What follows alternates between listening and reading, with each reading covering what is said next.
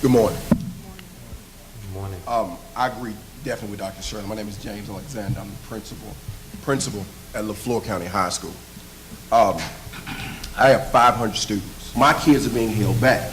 But if you don't have cable or access to cable on the outskirts of my county, you don't get the internet.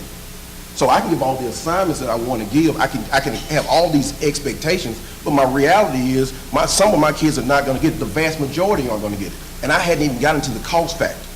Because again, my kids, 98% of my kids are on free or reduced lunch for a real reason. Affording $19 a month seems like nothing to us, but $19 a month for some of my folks is their meal for that night. And I put out in its financially conscious age, schools and parents are forced to be very succinct in how they use their dollar. All they're saying is, I got to figure out if I'm going to eat tonight or have wireless.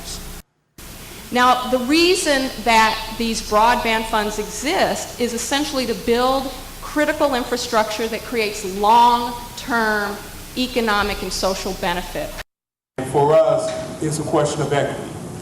We want to make sure that as government provide, it do so in a way in which all the citizens are made the benefactors of those governmental services.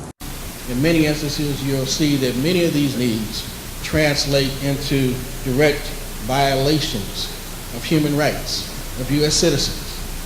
Stagnation that has occurred in this region since the mid-60s, in some instances have gone backward rather than forwards. But our commitment is statewide.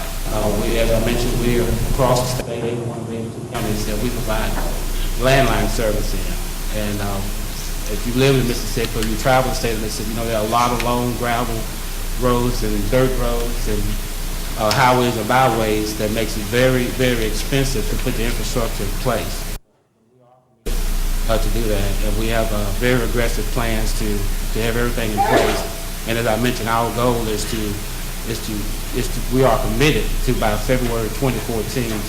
One of the real challenges is affordability. The other is whether or not the present vendors see it as a real need.